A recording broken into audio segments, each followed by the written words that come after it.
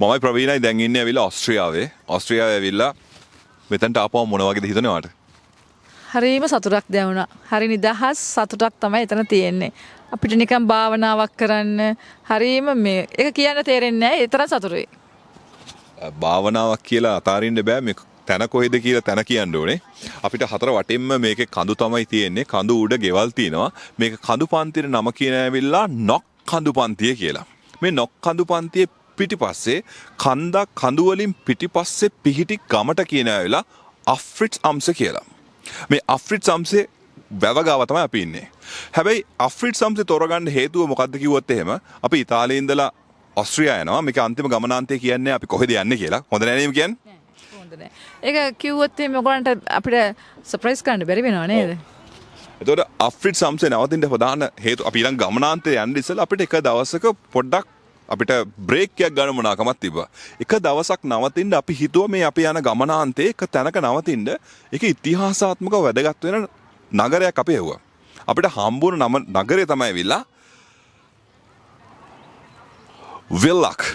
ද විල්ලක් වල තමයි අපිට හම්බුනේ. හැබැයි විල්ලක් වල අපිට හොටෙල් එකක් හොයාගන්න බැරුව ගියා. ඒ ළඟම තිබ්බ නිදහස් පරිසරයක් අපිට හම්බ වුණා.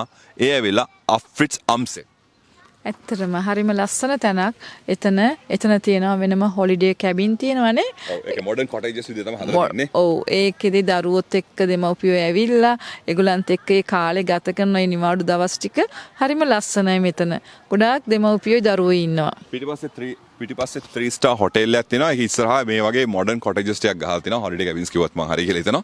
ඉතින් මේකේ කතාව කියන්නේ අෆ්රිට්ස් අම්සේ වල පොඩි කතාවක් තියෙනවා. මේක පොඩ්ඩක් කියාගෙන යන්න ඕනේ. ඉතාලිය වල බෝඩර් එක ක්‍රොස් කර කියන්නේ ඕස්ට්‍රියන් ඉතාලියන් බෝඩර් එක ක්‍රොස් කරපු ගමන්ම තමයි මේක ඕස්ට්‍රියා පැත්තට වෙන්න තියෙන්නේ.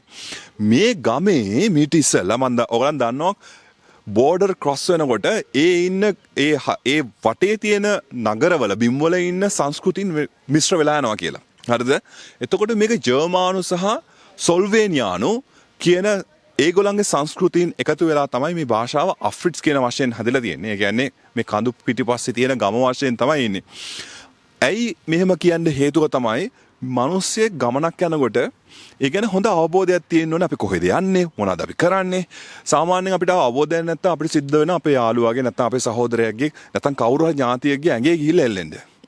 අපි මේක පටන් ගත්තේ ඇවිල්ලා කරන්න. ඔයා කොහොමද අයිටර්නෙට් එකක් හදාගන්නේ? කොහොමද ඔයා අවබෝධයෙන් යන්නේ? ඒකට වාහනයක්ම තියෙන්න ඕනේ කියලා විශේෂත්වයක් තියෙනවද ප්‍රවීණ?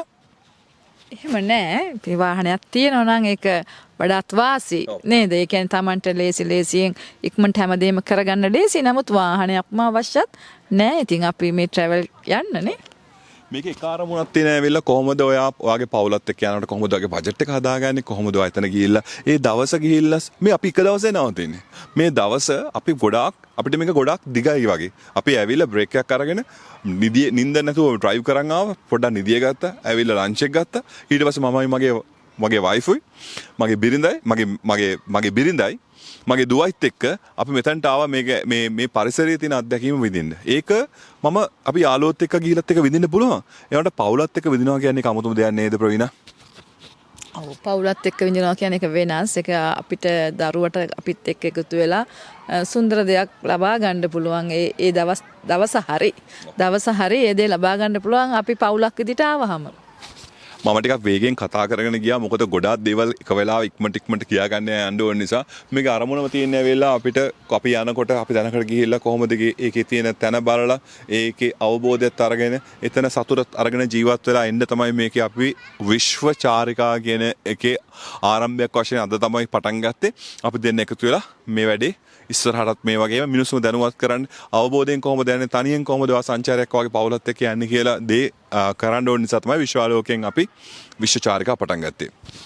ඔව් අපි නැවතත් විශ්වචාරිකාවලින් හමු වෙන්න බලාපොරොත්තු වෙන. දැන් සමුගමුනේ. ඔව්. එහෙනම් අපි ඊළඟ නවත්තනේදී ඕගලන්ව නැවතත් හම්බ වෙයි. ඉල්ලෙන්න.